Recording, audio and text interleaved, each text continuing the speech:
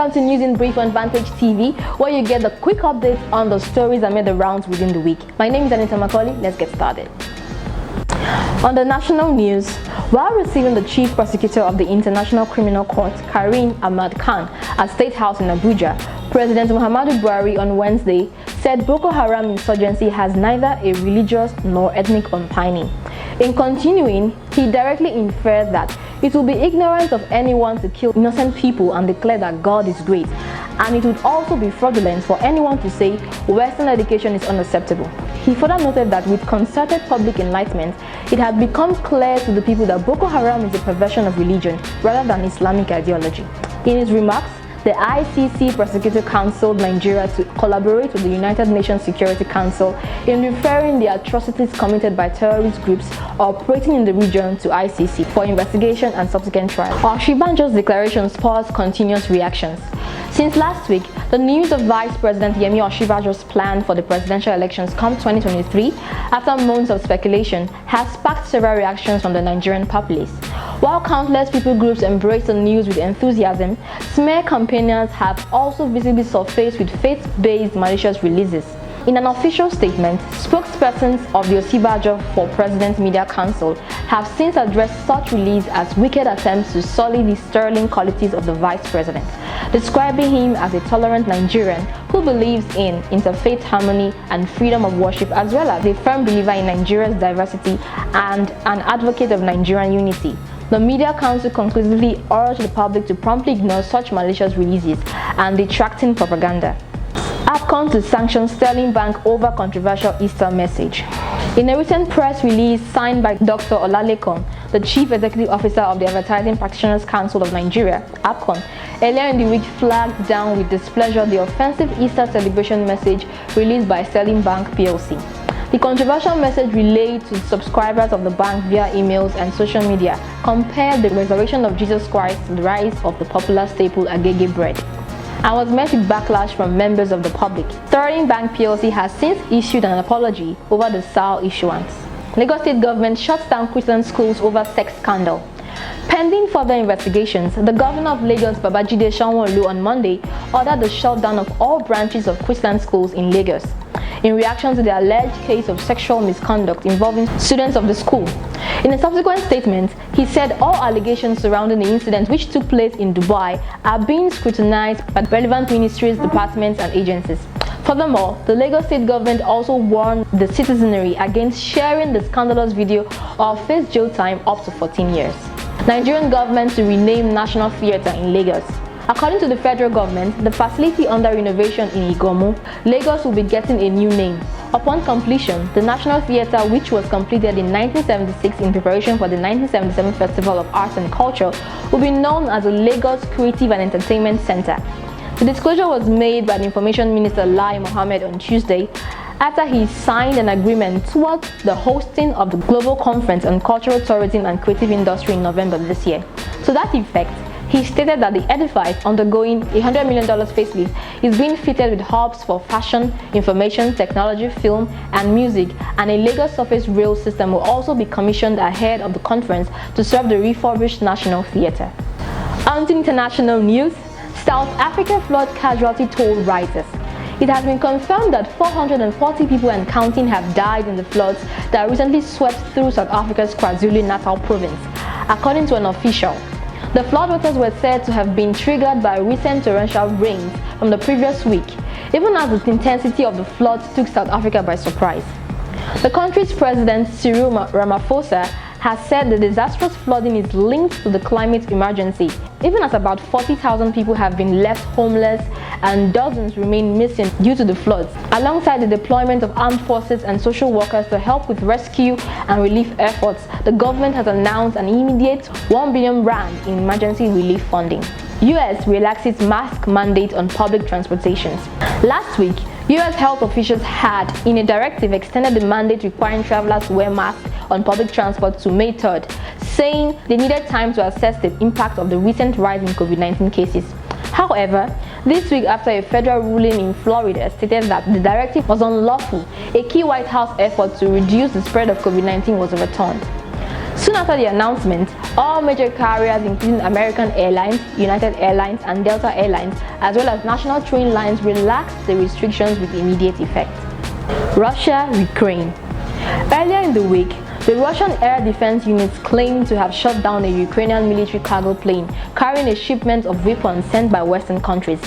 Ukrainian President Zelensky said later in the week that thousands of civilians remain blockaded in Mariupol, as he likened the Russian siege of the port city to a terrorist operation.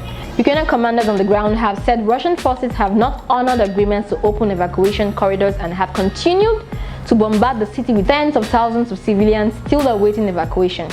Russia, however, continues to deny allegations of war crimes and claims its forces do not target civilians.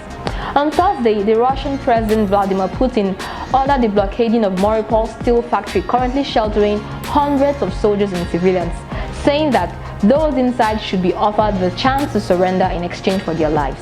In condemnation of Russia's war on Ukraine, a walkout was staged on Wednesday during a closed-door G20 session in Washington, D.C., as finance ministers from multiple nations as well as global leaders, including Canadian Prime Minister, when the Russian delegate began his prepared remarks. The Prime Ministers of Spain and Denmark also arrived in Kyiv on Thursday to meet with the Ukrainian president in an act of solidarity. Alright guys, that's it on the national and international news on the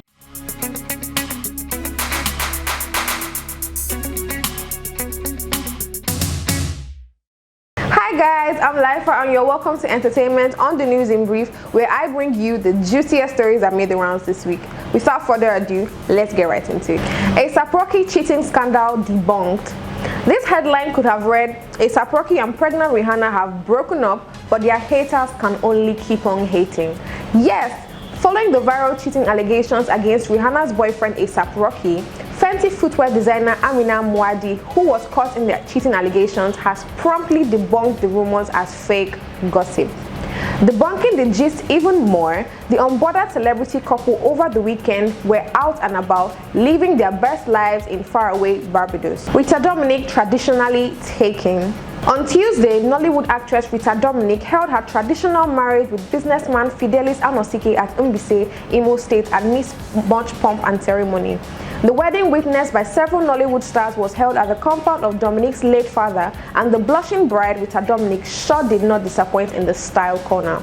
Mrs. Anosike on fleek. Cardi B and Offset revealed their son's name. Cardi gave birth to her son with Offset back in September 4, 2021, but she and her partner have since kept the kid's name as secret as the White House nuclear codes. 7 months after, his big name reveal is here. So on Thursday, the proud parents announced their son's name on social media as, wait for it, Wave Set Cephas. Cool name, or well, let's all welcome Wave Set Cephas. Still on reviews, Shay Shay unveils baby's gender. During a gender reveal, pregnant Nigerian singer-songwriter Shay Shay recently unveiled that she is expecting, drumrolls please, a bouncing baby girl.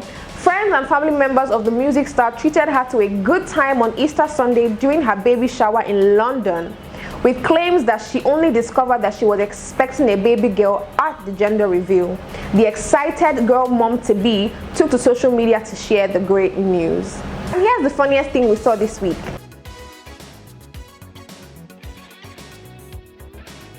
As much as I hate to go, I have to go. But sit back, relax, as sports comes right up.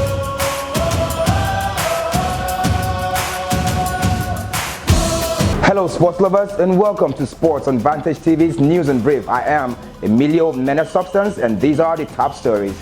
And we're starting off with tennis. Russian and Belarusian players will not be allowed to compete at Wimbledon this year due to Russia's invasion of Ukraine.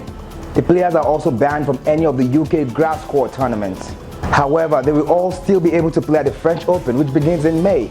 Amongst those affected by the ban are men's world number 2 Daniil Medvedev of Russia and women's world number 4 Aryna Sabalenka of Belarus. While Serbia's Novak Djokovic, a 6-time men's singles champion at Wimbledon, says he did not support the crazy decision, the governing bodies of men's and women's professional tennis also said the move was unfair. However, only players have been banned, which means coaches, umpires and physiotherapists can be involved in the tournament. Still in tennis, Andy Murray has reversed his decision to skip clay court season as he accepts Madrid Open wildcard. The 34-year-old Scot, who lost to world number 2 Daniil Medvedev in Miami last month, is a two-time winner in the Spanish capital, including a victory over Spanish great Rafael Nadal in 2015. Murray, however, is expected to focus on Wimbledon preparations rather than the French Open, which begins in May and could also play in Rome. And in football, Leicester drew 1-1 at Everton in what was described by boss Brendan Rodgers as an outstanding performance. The Foxes are still 9th in the Premier League, a point above Brighton and Newcastle. And on Wednesday night, Manchester City put up a spirited display to beat Brighton 3-0 and leapfrog Liverpool to return to the top of the Premier League. However, with just a point separating both teams, City must win all their remaining 6 games to be champions. Arsenal ended a run of 3 defeats in grand style as they beat London rivals Chelsea 4-2 at Stamford Bridge. The win brings them level with Tottenham on points and reignited the Gunners' pursuit of a Premier League top 4 finish and a place in Europe next season.